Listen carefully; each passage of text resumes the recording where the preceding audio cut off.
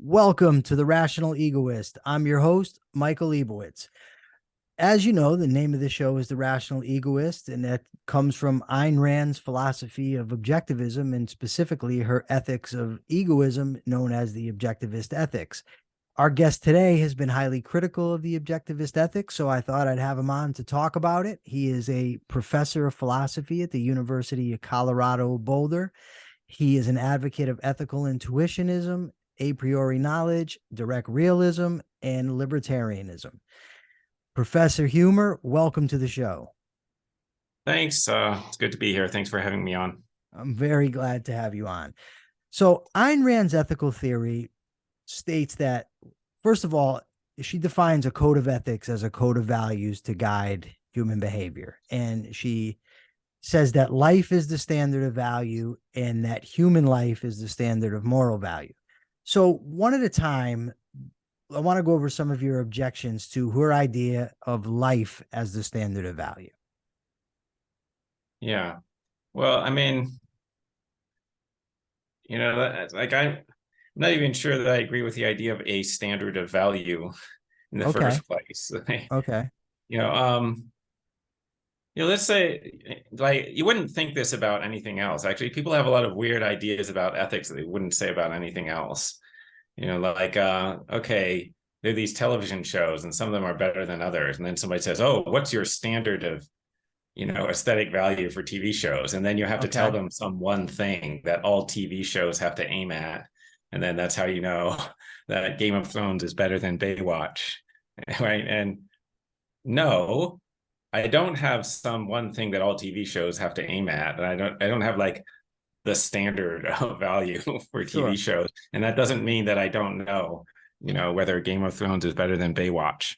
But doesn't that start off by assuming subjectivism? Because if I say to you, well, I think the show House is better than Game of Thrones, you say Game of Thrones is better, it's a matter of opinion, and we know that going in. So to make that analogy assumes at the outset that ethics is subjective. But if we're going to have it, but her argument is there's an objective morality, and that's why she says you can have that because life is the same. No, Game of Thrones is objectively better than Baywatch. I don't know about House. House is a really good show too, but it's definitely better than Baywatch. Well, you can say that the writing is better, but by any criteria, when you want to say something is better, if you don't have a standard or standards by which to judge, then it's just a matter of convention. It's a matter of opinion. Otherwise, I mean, it's like if when you have a gymnastics competition, they have standards by which they judge the performance. When you go to a doctor, they have a standard by which they judge your health. If you go to a cardiologist, he's going to measure heartbeats per minute, size of heart, et cetera, et cetera. Oh, wait, no, they collect some measures, right? Sure. But they don't have like a theory of the nature of health, with like a definition of health, and then they apply that, right? So there's no standards to judge whether somebody's healthy or not? If you go in and you have a disease that they've never seen before, it's not going to be impossible for them to detect that it's a disease because, it wasn't in the book or something. But why? But hold on. But why would it be a disease and not a benefit? If you went to a doctor and you got diagnosed with a new disease they've never seen before, why would they classify it as a disease and not a miracle? Well, I mean, it would depend on what it was, right? Well, but they would see something going wrong. Something going wrong. But in order to say something's going wrong, there has to be a measure. There has to be a norm that it's deviating from in the wrong direction, right? So if it would have to be harming me. So if I had some rare liver disease, the standard of judgment would be the proper functioning of my liver. And if the liver is not functioning properly in accordance with the health of the organism. What do you mean the proper functioning? I mean, the proper functioning of the liver is to further the human life. It's to cleanse my system. That's how they judge that a liver's sick, that it's not doing that. It's not just a matter of opinion. Look, there could be many different things that could be wrong with your liver or with anything else. Sure, but wrong implies right. Wrong implies that there's a proper measure. Otherwise, there's no reason to state that it's wrong. It's just a matter of opinion. No, look, okay, there are ways of functioning that are better than others. That's true. There doesn't have to be some one thing, though. No, but there has to be Right. some criteria or criterion. There has to be something by some measure Well, or measures by which to judge. You might respond to okay. Rand's idea and say there's multiple standards of value, and then we can discuss that. But in order to say that there's an objective morality or an objective anything, there has to be some criteria by which to judge what you're saying. Great. So I don't think this has anything to do with objectivity.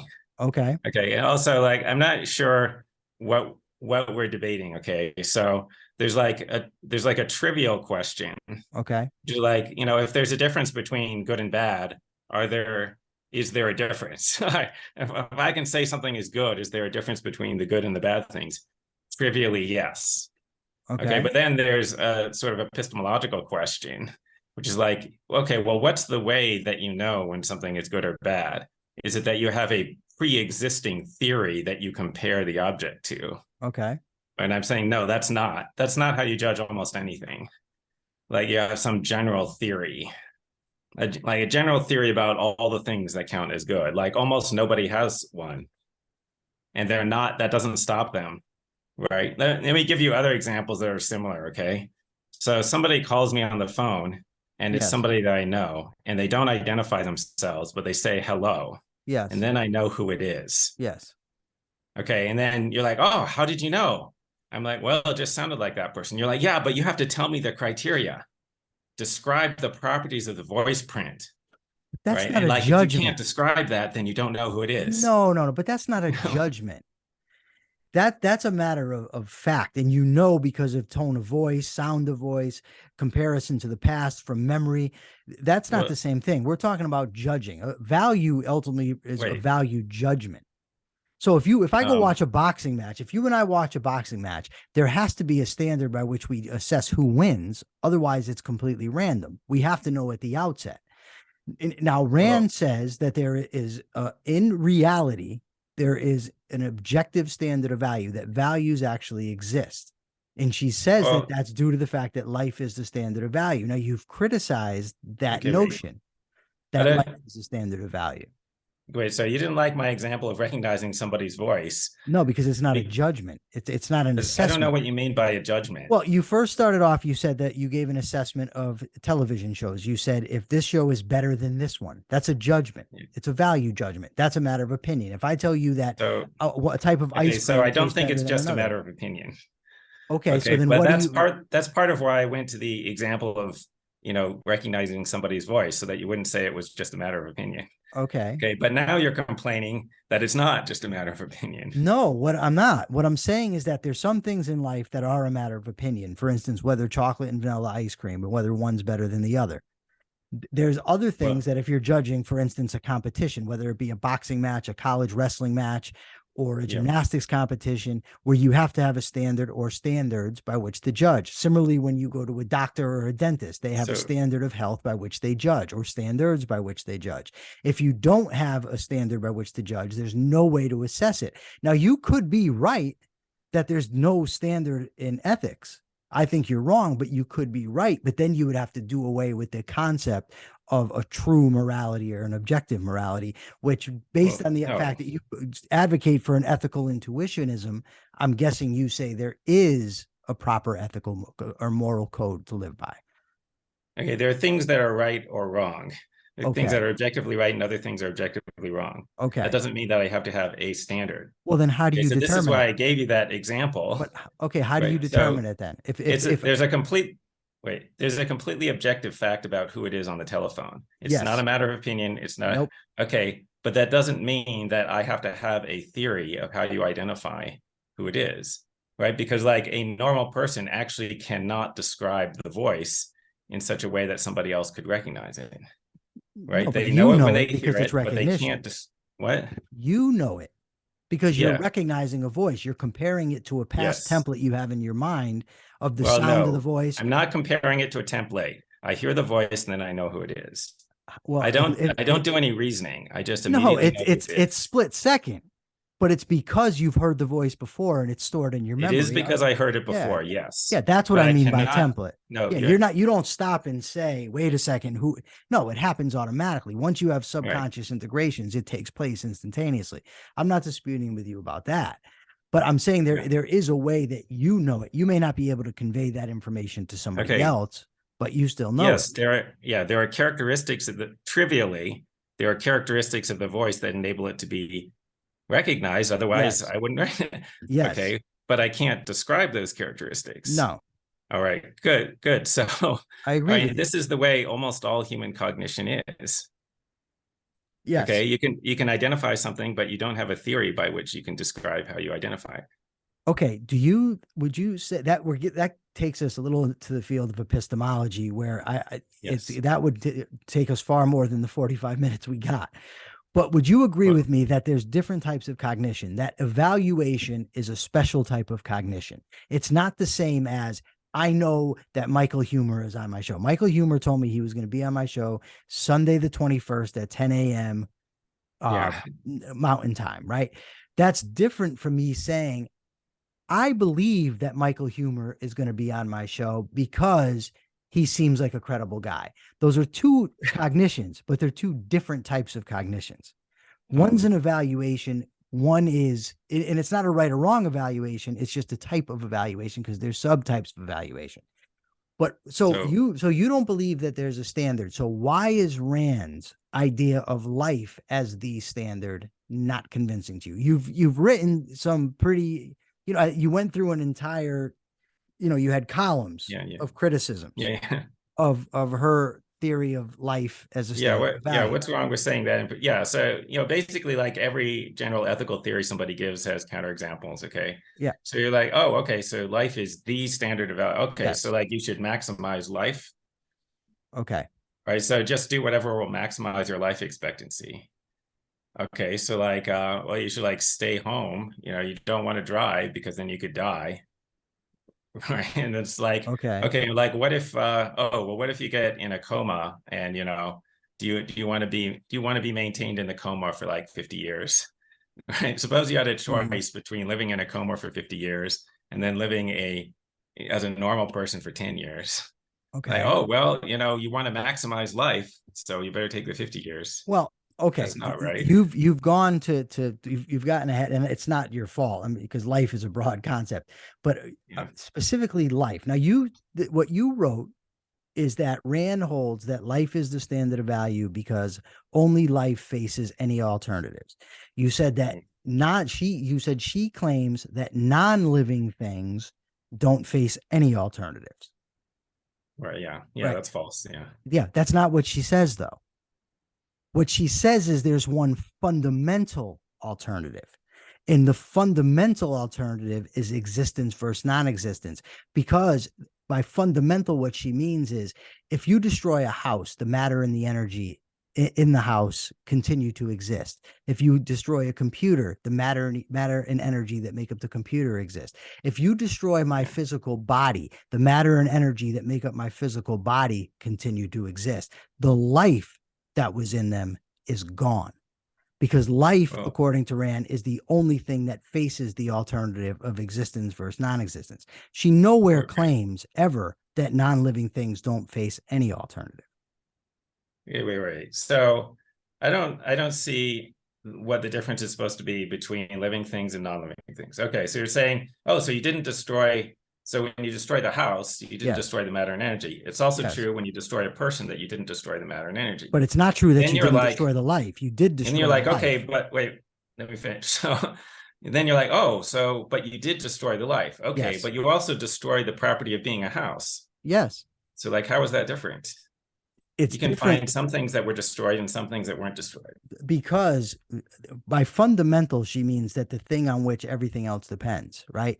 So matter and energy are the stuff out of which all that stuff depends. Out of houses, me, you, everything. That can't be destroyed, but life can.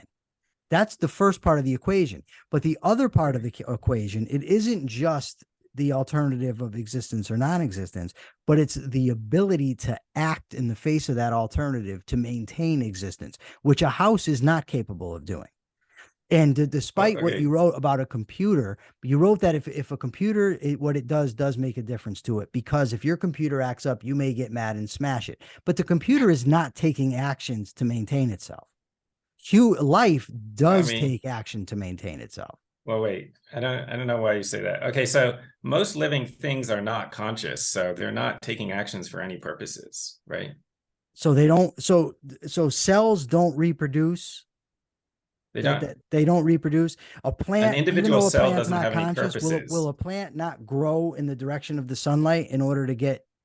I mean, it doesn't obviously consciously do Yeah, that, but the actions of the plant, it is navigating to maintain itself.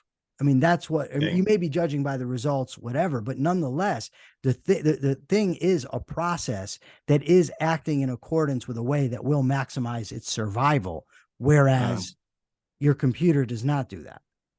Okay, wait. So, like plants don't have any purposes, okay?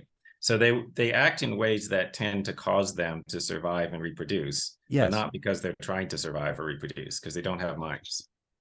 Okay, No, they're so not consciously doing it. No, but that's what life so is doing nonetheless. The life, the life they're force not inside of it. unconsciously doing it either, right? No, Like they don't have any hold on. purposes whatsoever. Is not that when a plant grows, does a plant not behave in ways, not consciously, not intentionally, not with purpose, but does it not behave in ways that are going to maximize its chances of survival? Okay, so it's not acting for the purpose of maximizing its I didn't chances of say that. survival, I said, right? is it, what I asked you It will is a act plant, is it acting that way? well, Will it it, will do things that in the ancestral environment of that plant tended to okay. cause plants to produce more offspring, Okay. right? Because of the process of natural selection. Do animals not, from the time they're born, Yes, this is true active? of all living It's things. true of all Yeah. living things. Okay. But it's not true of a house. No, Clearly. houses Okay. didn't evolve. They were built by us. No, Okay. but that is her whole point, is that once you have life, you have something that can be destroyed. And you have something that's taking action, whether it be for the purpose. I understand you don't want to ascribe purpose to plants. I'm not a big fan of doing it either, but nonetheless, that's what it's doing. Life is But capable of taking action that is relevant to its existence, whereas a house cannot take action that's relevant to its existence. well, houses don't do very much, okay? They But don't do some, anything. I didn't come up with the yeah, example, though. You they came sit up with the there. example of the house. You But said you've seen a house burnt to the ground. What I'm saying is the house doesn't do anything to prevent that. okay, but it's still true that it had an alternative, right? It could continue to exist or not continue to exist. But it can't do anything about It it. was And that's the no, that's fundamental. true. The only That's the point of key the house here. example was that there was an alternative. But the fundamental alternative is, you have to understand what she's talking about. By fundamental, she means the complete annihilation of this entity, that the stuff that makes it Yeah. up is completely gone. The only Well, no, stuff no, that can no. be completely gone is life. Life is not a stuff. There's no stuff called life. Well, There's just an activity. okay. Okay. The It's an activity activity is of gone. matter. Okay. The activity is gone. Well, but any activity can be gone in that sense. Well, I don't know about that, because matter and energy continue to exist. So your life is Yeah. just a matter of just some activity. Well, I mean, I'm also conscious, okay, but No, for and life that in matters general, forever. there's a particular type of chemical and physical activity that some, like, living things are big bunches of chemicals that are going through some physical and chemical Sure, activity, and that activity can sure. stop. And that's also true for inanimate nature, Now, that it can go through activities that could are stop. there actions that these things can take that are good for them and that are bad for them? Living entities. Well, not if they're not conscious. So hold on. So an amoeba doesn't try to multiply itself. Cells don't I'm not, try is a No. bad word, because it's because of the failures of language, but I think you know what I'm talking about, that these organisms take action. They act, they do things in the course of their actions, whether it be a plant, animal, whatever. The actions can either redound to their benefit or to their destruction. That's a fact. Correct or no? You disagree with that? Well, I wouldn't say benefit, but it can't. So, the amoeba can do things that either cause it to continue to exist or cause it to die. Okay. That's true. Okay. But that's okay. So that's why The idea is that once you have life, you have value. You have things that are either good or bad, not value in the sense of ethics. We haven't gotten there yet, but these entities that are called life can take actions that'll either result in their continuation or their death. The truth is not the same with a house. Well, but I don't see where you got good and bad from. Well, so some actions. Well, I look at it. Well, you when you're using terms, so you use the term good. Good for it. Good means continues existence in that context. It means good for it. I mean, otherwise, unless you want to strip the word good of any meaning, but that would be a completely different sort of argument. No, I mean, I don't know why we're assuming that the continued existence of an amoeba is good. What I'm saying is you would say it is good for it. Okay, it's good for the amoeba. No, I don't think that it is. Is it beneficial to the amoeba? So what word would you use here? The amoeba or a plant or animal, whatever, is taking an action. The action either results in its continuance or its destruction, or it furthers its continuance or furthers its destruction. You wouldn't say that one or the other is good or bad for it? No, I don't think so. Okay, so what word would you use? I think it's just a descriptive fact. I don't think there's an evaluative fact in here yet. So there's just the descriptive fact that it will continue to exist or it won't continue to exist. But like, I wouldn't put any value terms in there. Like, so there's nothing new that comes about. When you have an animal, a fox or a wolf, whatever, that's out doing its thing, trying to survive, and it either succeeds or it doesn't, and you don't think there's no descriptive term there that can be used. There's nothing good for it or bad for it. So no evaluative term. Yeah, I don't think an evaluative term applies until you have consciousness. Well, obviously the thing is not, this is why Rand differentiated between values per se and objective values, where she said objective values only apply to humans because humans make the evaluation that you're talking about, whereas obviously animals and amoebas don't. But nevertheless, once you have life, there's things that either redound to their continuation or don't. I would say that are good for it or bad for it. You wouldn't, but nonetheless, you acknowledge the dynamic that's occurring, correct? Yeah, I mean, but I mean, like this is true of everything. But it's not. You already said it wasn't true of everything. You already told me that houses couldn't do that. Oh yeah, so well, I mean, houses will generally just sit there, but like, so will a rock. Anything that takes actions, the actions could affect its continuation or not. So okay, but that's the point, is that what initiates action other than life? Okay, so life is just a complicated physical and chemical process, and there are physical and chemical processes going on throughout the universe all the time. Okay, life just happens to be a much more complicated one than most processes. So if life weren't different, then why give it the name life? It's been identified. You identified it as something different. So have I. So it's not that it's. So life isn't different from non-life. They're all the same thing. No, they're not all the same. No, they're clearly different. Living things have the difference that they're alive. Yes. Okay, so it's what I'm saying is just simple. They're just like everything else. Obviously, they're not. No. I'm not saying that there is no difference whatsoever between living and non-living. Okay, I'm saying life is just a more complicated bunch. It's a particular kind of complicated bunch of physical and chemical reactions. Yes. The difference is, however, not that there are only activities with living things, right? There are particular chemical activities and very complicated chemical activities, but there are actions going on in nature all the time, right? Sure. But one of the differences with life is that living organisms are affected by the actions they take to their destruction or to their continuation. That's one of the difference between living organisms and non-living organisms. I think that's not a difference. No.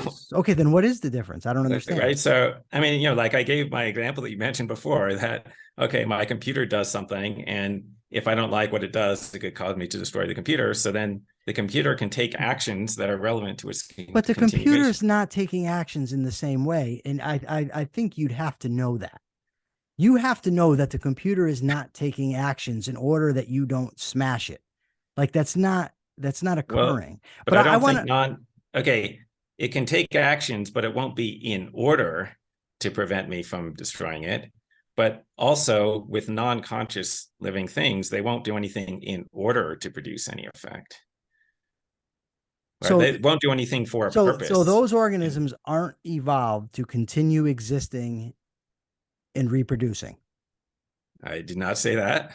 No. Okay. But Okay. if they But if they are, then their purpose, okay, not so and by purpose, I don't mean intent, I don't mean the divine mind or anything else. I just mean that its actions are in such a way that it will act in ways that seemingly, or from our vantage point, are meant to continue it. It will avoid things that are harmful for it, and it will move towards things that are helpful for it. Sometimes they make what we would consider to be errors. With the computer, that's not true. The computer okay, will not take actions that tend toward its benefit, but sometimes it's wrong.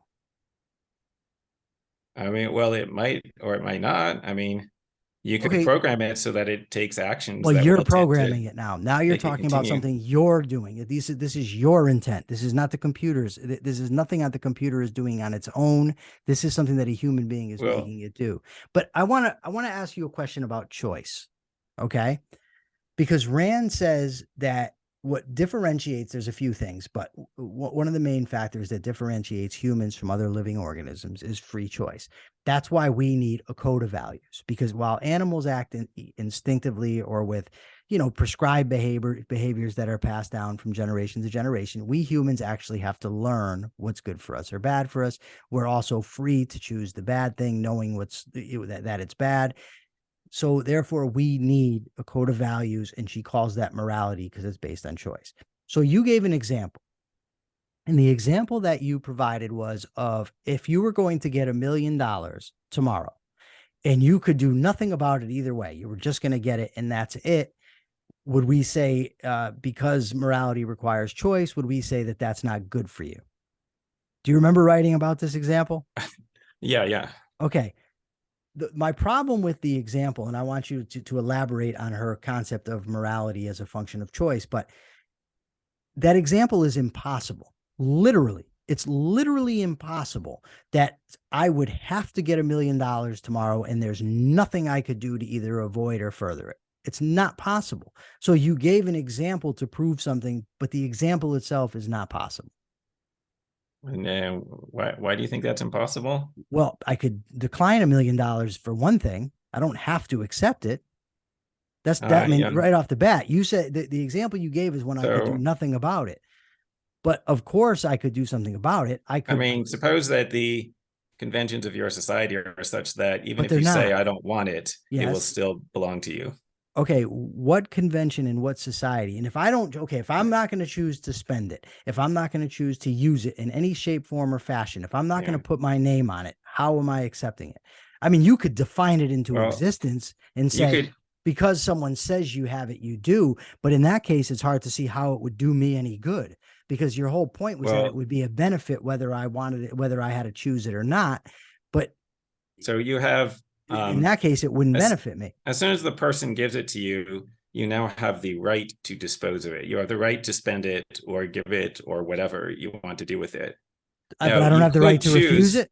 wait, sorry, you could choose to just sit there and never spend it, right? But now you have the ability, okay? And it could be that no matter what you do, you're going to acquire that ability. Okay, but that's not what you said. That's not what the article says. I mean, Well, that's wait, not what your no, example says. yes. What are property rights? Property right is the right to decide what use is made of something. It doesn't require you to actually use the thing. Okay, that's fair enough. But in legal property rights, you normally have to do something to acquire the property, to acquire legal title, whether it be sign something, go claim it. I mean, presumably I would have to put the money maybe in a bank account or store it in my home. I would need to do something to lay claim to it. I mean, if you threw the money in your basement and said this money is now Michael Leibowitz's, but I do nothing. I don't walk over there to get it. I don't sign anything. I don't say I want it. I mean, I can do plenty so that it's not mine, so that it doesn't do anything for I me. mean, you can give it away. I could do that too if I chose, but I don't have to. I can make the choice I'm not not to. sure it's true that you have to actively say that you want it. Like if you're going to, like if I'm trying to sell you something and you have to agree, but if I'm just giving you something, I not can sure you always have refuse. to. I don't have to accept things that I don't want. I don't. Well, you don't have. If I don't want it, I don't have to take it. I mean, you could try to give me a So car. I say I don't want the car. I don't have to take the car. I Especially don't.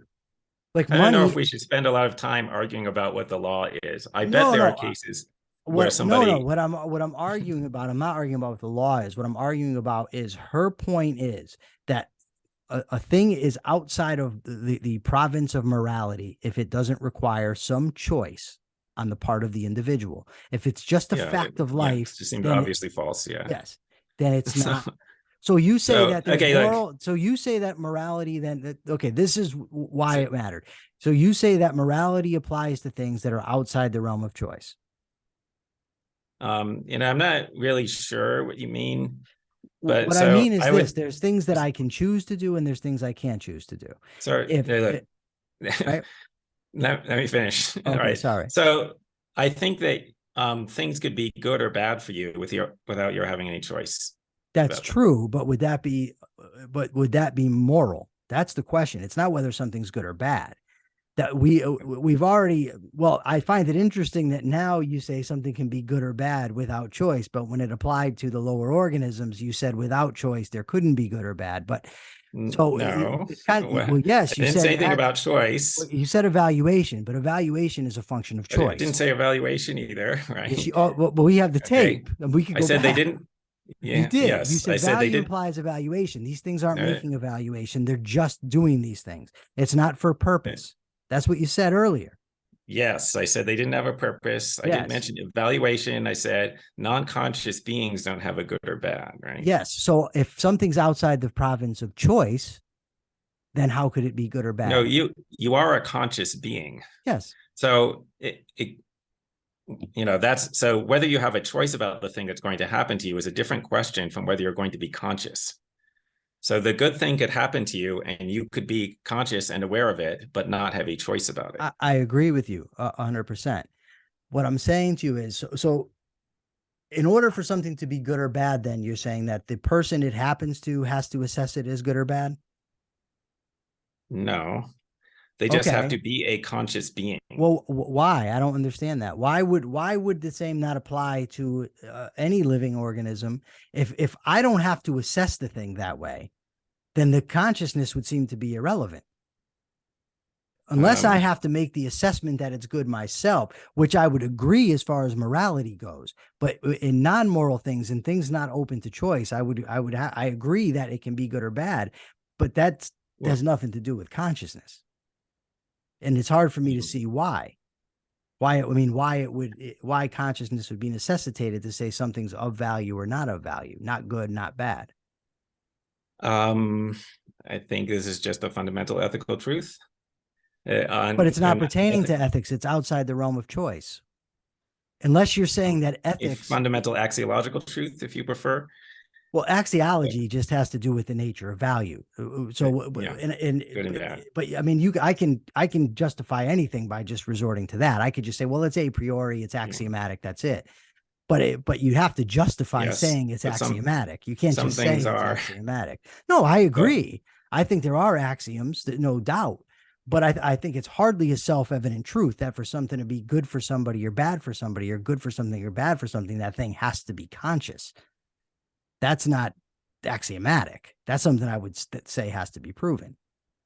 I think that's just kind of intuitive. So, not everyone has that intuition. There's some people who think that, non-conscious life has intrinsic value. I just don't see it. I didn't say anything about intrinsic value. What I'm saying is there's good things that are, when it comes to life, what I said earlier was when it comes to living organisms, there's things that are good for organisms and things that are bad for them, meaning some things further their lives, some things harm their lives. What you said at the time was no, because they're not conscious. But you just told me that my consciousness of something is irrelevant to whether it's good or bad for me. Well, wait, so the fact that I'm conscious, I don't know why that would be Uh, relevant. okay. What I said is you don't have to evaluate it as good for it to be good. Yes. The reason I said that is there could be people who have incorrect beliefs. Yes. There could be somebody who like whatever, they wrongly think that pleasure is not good for them. Okay. Okay. And then, but it is. Okay. How could they be wrong if there's no standard by which to judge it? They could be wrong because they believe what is not the case. How could it not be the case? I mean, if if there's no means by which to assess the goodness or badness, the rightness or wrongness of conduct or of action or of results, Okay. no standard, no standards, then who are you or me or anybody else? Who are we to say what's good or bad for that person? How could they possibly be mistaken in that case? So no, we have to sort of distinguish metaphysical questions about the facts from epistemological questions. Okay. So I was sure. trying to make an epistemological point that Uh-huh. the way that you judge things is not by first having a general theory, right? And then inferring the judgments about cases from the general theory, right? But that doesn't stop there from being a fact about whether something is good or bad. Well, how do you know it's good? That's what I'm wondering. Well, so I have this great book called Ethical Intuitionism, which will explain this. Grab it out of there for the low price of 19. So get that one.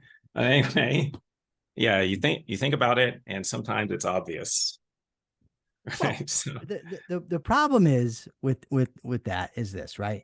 So I used to practice Judaism years ago, and one time I caved and I ate pepperoni. I was in prison at the time. They made a meal. I wanted to eat the meal, so I ate it. And then I felt horribly guilty because I violated what I thought at that time was the right thing to do. I no longer think so. My only point is that my intuition at that time, my conscience told me I was wrong about something, but it wouldn't now. So if I'm relying on nothing but intuition, then and how do we resolve a moral disagreement? If I say to you, look, you told me you were going to be here and ready at 10 a.m. and you say, yeah, but my intuition says it's okay if I'm not. And I say, well, my intuition says you have to be. How do we ever resolve it? Like it depends on the case, right? So in that case, we would have some discussion about, like, I don't know, what are the effects if people are frequently late, and like, how late was I, and how but then common you're getting is into this? utilitarianism. Then you're getting into consequences. Yes, you're not relying on intuition anymore. Well, you don't have to. Now you're relying on a different standard. It's all relying on intuition. Okay, it's just that we have to look for common ground, right? Which is what you have to do in any disagreement about anything, which everyone agrees with, whether you're an intuitionist or not. If you want to try to resolve a disagreement, you try to look for common ground. So like maybe there is something I agree. So maybe there is something that we both value, and then maybe we can see how this particular thing affects that, right? But it would still, in that case, just be subjective. It wouldn't be an objective fact that this was the moral or immoral thing to do. If it just relied on something that you and I happen to value. I don't see why you say that it wouldn't be an objective fact. I mean, this is true. It'd be an objective fact. It would be an objective fact that we both valued the same thing. But it would not be an objective fact that that thing has value to either of us just because I don't know why you're saying that. So whatever I happen to value, you would say is of value to me? No. Okay, look, so it's not the case that whatever you believe is true, but it's also not the case that whatever you believe isn't true. No, I didn't say that. So, I didn't say just because you believe it, it's false. No, but you did kind of imply that it's automatically not objective. And no. Right. I said it's not objective because there's no proper criteria to assess its objectiveness. So let me just explain. Okay. Like the thing that I said about ethics is true about literally everything. We could have a disagreement about anything. It could be as objective as you want. Yes. And I would still say, well, to resolve the disagreement, we have to look for common ground. That does not mean that I'm saying that it's subjective. No. If we had a disagreement about physics, we would have to look for common ground in order to try to resolve it. That doesn't mean physics is subjective. But here's the thing. If you and I are standing at the top of a building and we have a disagreement about if I jump off, am I going to get hurt? Am I going to get physically injured? Right? I never have to accept it. It doesn't make any difference. I jump off that building, assuming it's of the relevant height. I'm going to get injured, right? So it's not relevant what I think about it. So whether you and I agree to resolve this agreement, we both ultimately have to agree to it, to agree to what we happen to value, because that's what you said earlier. You said we'd have to find something that we both value. And all I'm saying to you is I'm not saying the fact that we both value it renders it subjective. I'm saying just because we both value it doesn't render it objective. It just means we both value but that's true of everything else. Well, no, it's not. So the fact that just because we believe something doesn't make it true. That's true of everything, yes. But that's so we haven't found any redounds to. Intuitionism ultimately goes to, I believe it, so it's true. Okay, no. There's no difference. You haven't shown any difference between ethics and anything else. So like it's true of every subject that if we wanted to resolve a disagreement, we would have to look for common ground. And my saying that doesn't mean that I'm a subjectivist, because anyone would say that about any subject, including things that are objective. Okay. Now, you gave the example of jumping off the building, but our question wasn't like, how do you avoid being injured? The question was how to resolve a disagreement. No, okay. So if we're going to resolve a disagreement about physics. Okay, I got you. So what you were saying only is that you weren't saying that the fact that we both valued something would render it true. You're just saying that the fact that we both valued the same thing would resolve the disagreement. Yes. Okay, I agree with that. I misunderstood. That's my fault. I agree with that. It would resolve the disagreement, but we still could both be wrong. We could, right? Okay. But however, it's rational to assume that things are the way they seem unless we have reason for thinking otherwise. So, if we find things in ancient Greece, a lot of people, it seemed to them that pedophilia was okay. Okay. Do we have reason for thinking otherwise or not? Well, okay, I don't know what they had reason to think. I know it's wrong. So I don't really care what they had reason to think. So, well, you should care if we're talking about epistemology. Well, we're trying to figure out epistemological truths, and you should care what people have reason for. Epistemology is relevant, right? If the thoughts in my head correspond to the reference in reality. What I mean is that if I think this microphone is solid and the microphone is solid, then the referent to which the concept in my skull refers is real. There's an accurate correspondence between the two. So in order for ethics to be true or objective, then my belief about what's right or wrong has to correspond to what is actually right or wrong. Yeah. You would agree with that? Correspondence theory of truth. Yeah. Okay. So you would agree with that? Yeah. Trivial, right? Well, maybe so. But so a guy does something and we have to decide, is he right or wrong? And I'm in Ayn Rand's, we backed up a little bit from where I wanted to go with the choice thing. But her claim is you assess the right or wrongness of conduct based on the standard of life as value. And she said human life is the standard of moral value. Now, the real question that I want answered is, does morality require choice? That's what I really want to know. Well, we both kind of went off on a tangent. I'm not going to blame you because I may have taken us there, but these discussions tend to do that. I've been in enough of them to know. But what I really want to know at this point is, does morality require free will? Oh yeah. So I'm not sure. So fair enough. There can be things that are good or bad, and that doesn't require free will. But I agree with that. For an action to be right or wrong, I think there has to be free will. Okay. So I agree with you. That's what I was trying to get at. So that's what Rand takes. That's one of the criteria, is that human beings need morality because we have to choose our behavior. That's why morality applies to human beings and it doesn't apply to snakes, for instance. Yeah, it depends on how exactly we're using morality, right? So, well, I told you at the beginning, it's a code of values to guide conduct. Wait. Oh, okay. That's how I'm using it. So, people in ethics talk about, we have deontic judgments about like rightness or wrongness of actions, but then they're just sort of axiological judgments about the goodness or badness of states of affairs. Mm-hmm. And the latter are sometimes just described as moral judgments as well as the former. But if you're only talking about judgments of right and wrong, then you're right.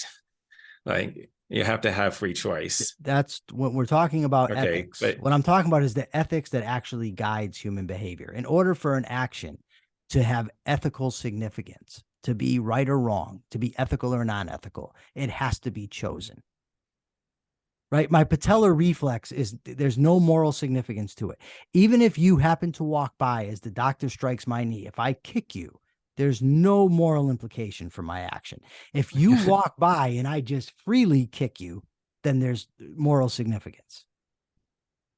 yeah, sounds right. Okay. All right. Yeah, We're on the same page. Okay. Yeah, I guess I would, I would add, there could also be omissions. So it could be that you didn't make a choice. I've chose not to. Yes, but that's still a choice of the sorts. If I'm confronted with the option to do it and I don't, I've chosen not to take the action in that case. I mean, sort of like, like sometimes, you're just like not really thinking. So you didn't, you could have done that's a choice, but that's a choice in itself. Not exactly, but well, if I don't have the choice to think or not to think, then I don't have any choices. I mean, I'm just going through life in a fog. I mean, having a choice and making a choice are different, right? So right. So anyway, we probably shouldn't spend time on this, but there could be a case in which you could have made a choice about something, but you didn't because you just weren't paying attention, you just didn't think about it enough or whatever. But anyway. Okay, so I got to have you back on. I hope you'll come back on because this is a fun discussion. Maybe we could talk metaphysics, epistemology, maybe even get into some politics. You're a philosophical. It says you were a philosophical anarchist. Right. Does that mean that in politics you're committed to anarcho-capitalism, or is there some meaning to philosophical anarchy that I don't know? I'm just out of curiosity. I never heard the term before. Yeah, right. Yeah, I mean, the way this is used in political philosophy is philosophical anarchists are people who think that you do not have an obligation to obey the law merely because it's the law or something like that. So Lysander Spooner-esque. Yeah, he's an example, but there are many and less radical people who are okay. But in fact, I am also an anarcho-capitalist. Okay, so. Beautiful. Okay, is there anything that I didn't let you get in? I know I interrupted. I get excited in these discussions. So is there anything you didn't get in that you'd like to add before I let you go? I mean, there are a lot of things, but anyway, people should just get my book, Ethical Intuition. We didn't really discuss the nature of ethical intuition. Okay, that we can do. I'll have you back just to discuss that. Today, I just wanted to, because I had heard what I put out. I put a question out on Facebook about, are there any good criticisms of Ayn Rand? Because every single one that I'd ever read, they either completely mischaracterized her or they were ad hominem attacks. They criticized her personal life, whatever. But I was told that you were the guy to go to for a respectful critique of her work. So that's why I contacted you and wanted you on. But I'd be happy to have you on to talk ethical intuitionism. For now, is there some place that people can find you if they want to read your stuff? I've got a blog called Fake News. Fake News? Substack. FAKENOUS.substack.com. Okay, beautiful. Thank you so much for being here and taking the time to debate. For now, I'm Michael Liebowitz. This is the Rational Egoist signing out. Remember, like, share, comment, subscribe. Till next time.